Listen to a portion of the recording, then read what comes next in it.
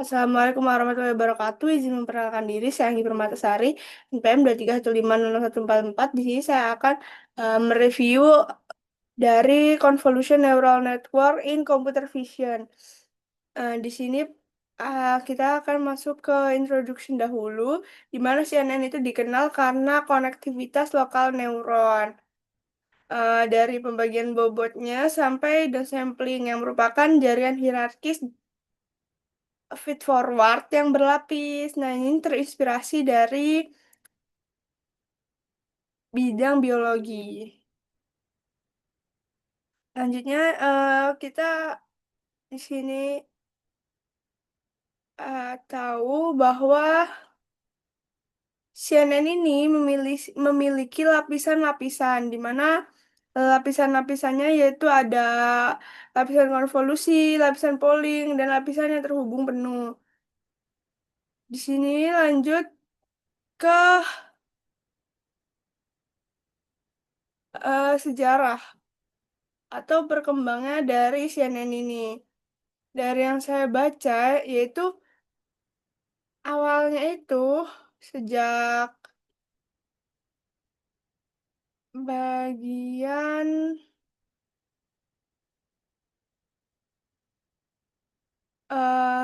di sini sudah saya ringkas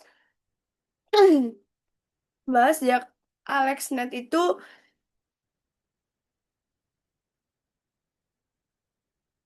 meraih tempat pertama di ImageNet Large Scale Visual Recognition Challenge di tahun 2012. Lalu CNN itu telah memimpin pengembangan visi komputer. Setelah itu model-modelnya itu muncul satu persatu seperti ada VGG atau Visual Geometry Group, lalu ada Google Lab di sini, lalu ada Residual Network, Sequence and Extension Network, MobileNet, dan Vision Transformation. Nah, model-model ini cenderung menjadi lebih dalam dan lebih luas, juga lebih kompleks strukturnya. Namun dengan peningkatan kedalaman jaringan, kerugian juga mulai ada dalam kasus ini. Jaringan yang terlalu dalam rentan terhadap masalah overfitting, di mana overfitting itu karena dia itu terbiasa dengan data trainingnya, sehingga akurasinya itu kadang validasinya itu suka turun saat menguji dengan data validasi atau data yang sesungguhnya akan dicoba. Lalu di sini nih ada nama untuk mengisi dari kekurangan tersebut, banyak teknik-teknik yang dikembangkan. Contohnya itu ada network pruning, itu bisa ngilangin bobot yang nggak penting. Terus di sini juga CNN itu banyak udah digunakan di bidang computer vision seperti klasifikasi citra, deteksi objek, segmentasi semantik, dan rekonstruksi resolusi supercitra. Nah, kita pertama ke basic CNN komponen atau komponen dasar dari CNN. Nah, arsitekturnya itu pada dasarnya itu sama, terdiri dari input, lapisan konvolusi, dan polling bergantian. Lalu satu atau lebih lapisan itu terhubung penuh dan fungsi aktivasi masuk ke fungsi aktivasi. Lalu lapisan terakhir adalah output. Pertama kita akan masuk ke ini di jurnal ini. Nah, jurnal ini pertama tadi udah introduction, lalu akan lanjut ke basic, image, sama objek. Nah, di sini akan dijelasin. Nah, pertama kita tadi kan masuk ke ini basic. Nah, kita akan belajar mulai dari convolution, convolution layer. Nah, di sini lapisan konvolusi itu merupakan lapisan yang utama di dalam CNN yang berfungsi untuk mengambil fitur penting dari data input, khususnya citra. Nah, di sini ada gambar, di mana gambar ini merupakan struktur of CNN. Struktur of CNN. Di sini tahap awalnya itu gambarnya itu masuk ke convolutional layer pertama. Nah, di tahap ini CNN itu nggak langsung paham gambar secara objek utuh, tapi memecahnya menjadi bagian-bagian kecil, kayak dicuplik gitu. Lalu CNN convolution ini dilakukan menggunakan filter atau kernel-kernel yang berfungsi untuk mendeteksi pola dasar seperti garisnya, tepinya, atau sudutnya. Nah, hasilnya itu, hasil yang diproses ini namanya tuh future map yaitu representasi baru dari gambar yang menonjolkan bagian-bagian penting. Setelah itu gambar itu kembali diproses oleh convolution layer yang kedua di sini. Di convolution yang kedua untuk menangkap fitur yang lebih kompleks. Jika pada layer pertama kan modelnya belajar mengenali garis atau bentuk sederhana. Nah, di layer kedua ini udah mulai mengenali kombinasi bentuk tersebut, seperti bagian dari objeknya atau teksturnya. Setelah itu masuk ke tahap max polling. Di max polling ini berfungsi buat mengecilkan ukuran feature map tanpa menghilangkan informasi yang paling penting pada tahap ini. Lanjut di sini yang diambil itu hanya nilai terbesar. Nah, proses ini untuk ngurangin beban komputasi yang membuat model itu lebih fokus ke fitur yang paling dominan. Jadi dia tuh bakal tahu buat bisa ngambil kesimpulan. Nah, di sini hasilnya itu dari proses convolution dan polling dimasukkan ke fully connected. Nah, di fully connected ini semua fitur yang telah diekstraksi sebelumnya digabungkan jadi satu vektor. Nah, di fully connected ini layar bekerja seperti jaringan saraf tiruan pada umumnya, di mana neuron itu saling terhubung. Ini terhubung. Nah, ini prosesnya itu proses pengambilan keputusan yang terjadi. Dia udah mulai mengaitkan pola-pola fiturnya. Lanjut dari hasil fully ini, dia fungsi di hasil fully connected layer ini diproses menggunakan fungsi aktivasi. Nah, di sini kita pakai softmax. Softmax itu berfungsi buat mengubah nilai keluaran jadi bentuk probabilitas. Setiap nilai itu nunjukin berapa besar sih kemungkinan input gambar itu masuk ke suatu kelas. Misalnya itu ada anjing, kucing, kupu-kupu. Nah, itu nama kelasnya. Contoh kelas tuh kayak gitu.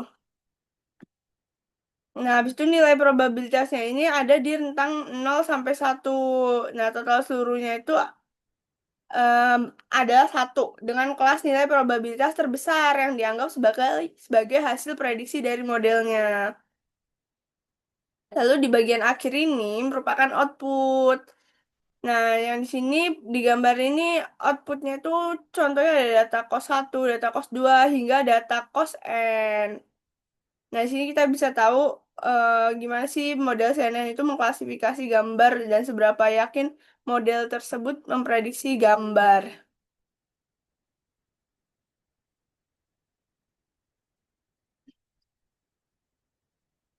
Nah, di sini contoh perhitungan secara matematika yang lanjut. Di sini ke polling layer.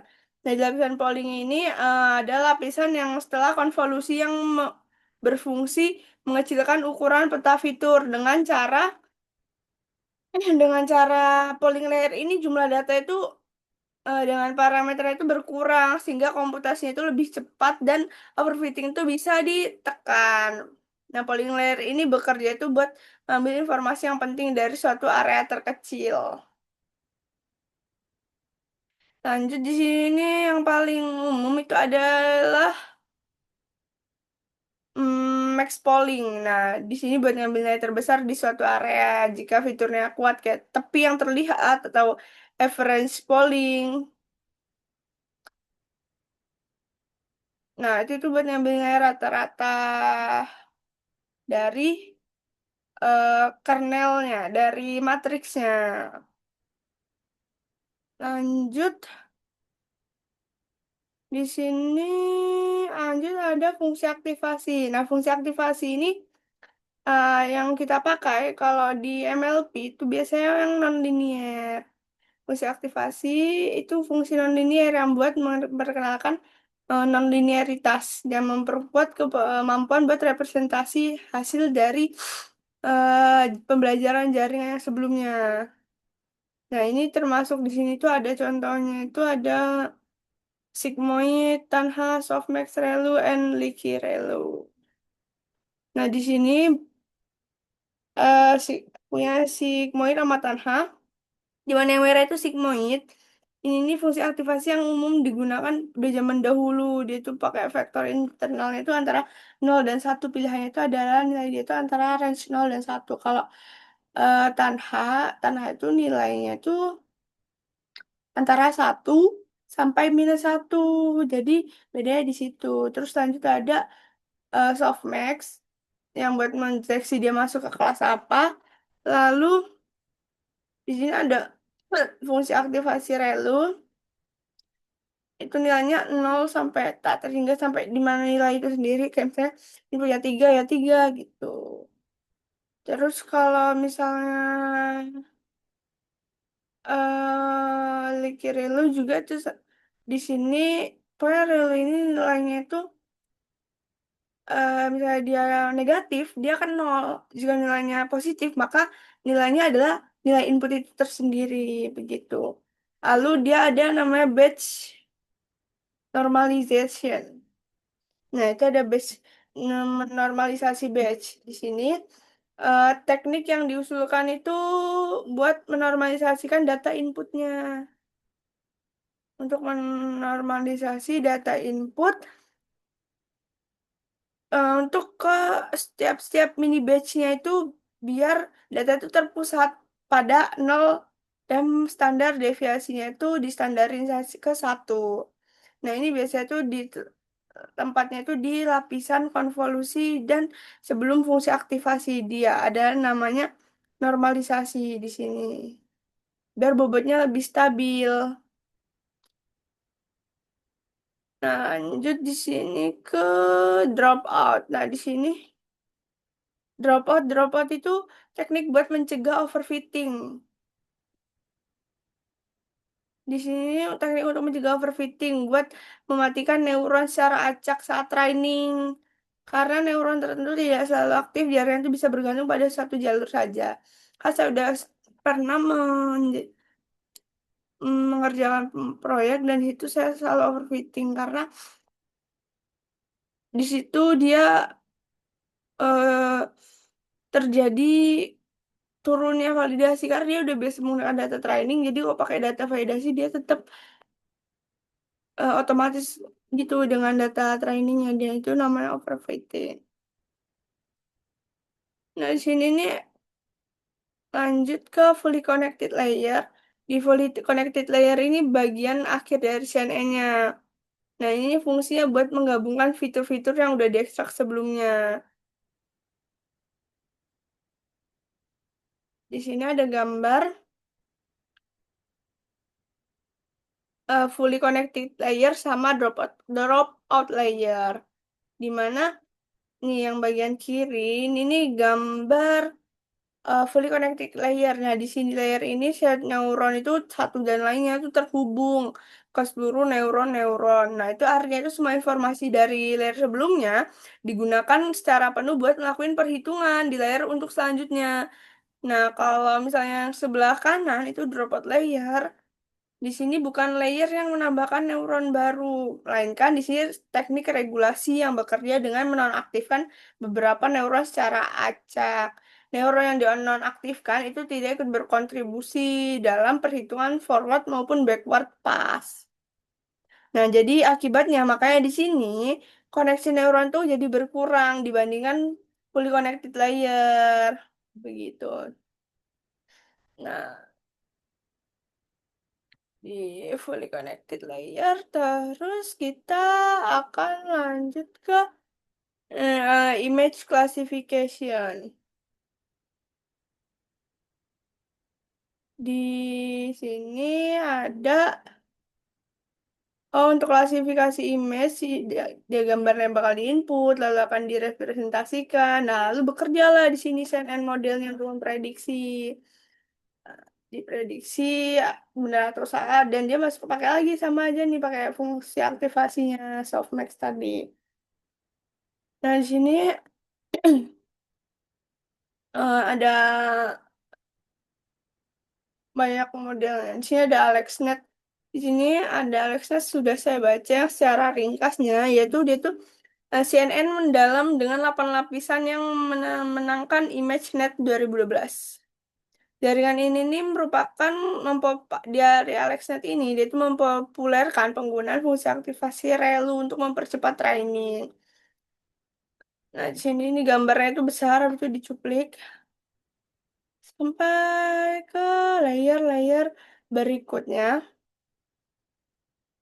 Nah, sini gambar masuk ke lapisan convolution dengan C1 dengan filter berukuran 5 kali 5. Nah, di sini objeknya itu modelnya itu mengekstrak ciri-ciri dasar ya kayak garisnya, tepinya. Nah, gambar itu berubah lah jadi 28 kali 28. Hasilnya itu berupa future map. Nah, selanjutnya itu dia ke future map. Nah, diperkecil lagi ukurannya melalui proses subsampling. Di sini nih pollingnya. Jadi 14 kali 14 dengan tujuan menyederhanakan datanya. Setelah itu kembali ke proses lapisan konvolusional C2 di sini. Nah, ini menggunakan filter 5 kali 5 pada tahap ini.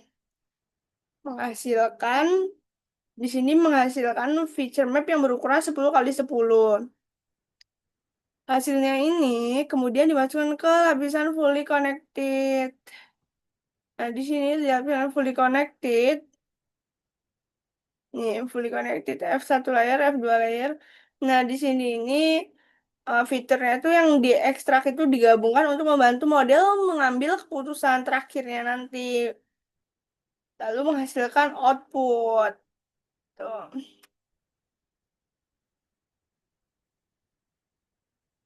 Lanjut ke di sini ada gigi, ada residual network, sequence and extract network.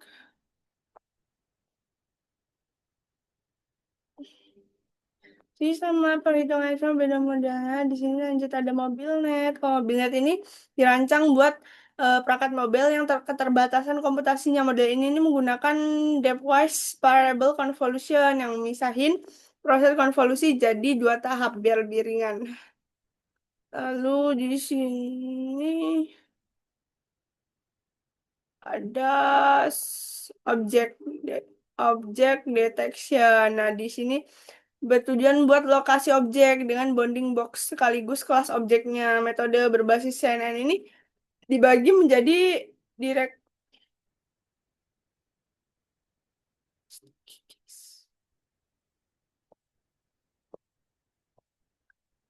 kelas objeknya itu dibagi jadi detektor dua tahap sama detektor satu tahap. Nah, di sini ada detektor yang dua tahap.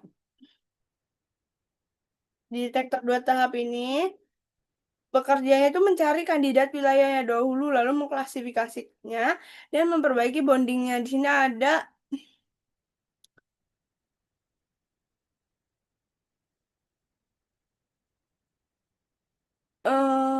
di sini ada RCNN, terus Fast RCNN, terus ada SVM. Di situ model-modelnya ada banyak. Kita tuh sebenarnya di sini luas dengan dia sama untuk training dan melihat validitas akhirnya mana yang lebih valid lah dan bisa mendeteksi karena ini kan kecerdasan buatan ya butuh berulang-ulang dan latihan mana yang paling cocok gitu. Jadi detektor satu tahap di sini ada YOLO. YOLO ini membagi gambar jadi grid dan memprediksi bounding box serta kelasnya itu secara langsung jadi cepat dan real time. Terus ada juga di sini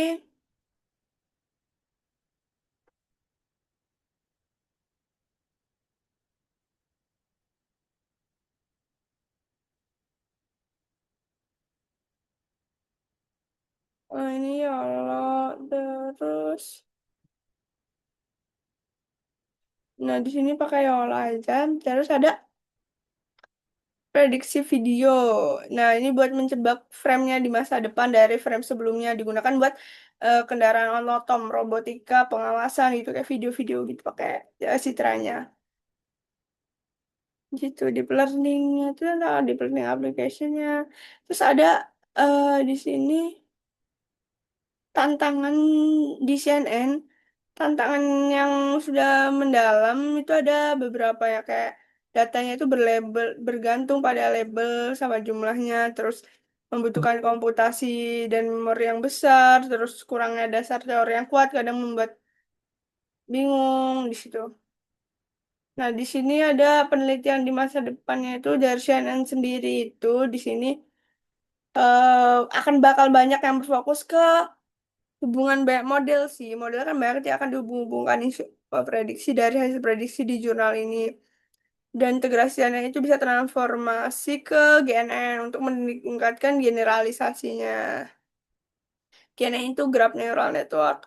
Lalu lanjut ke mekanisme attention akan semakin penting buat model fokus ke fitur yang paling relevan.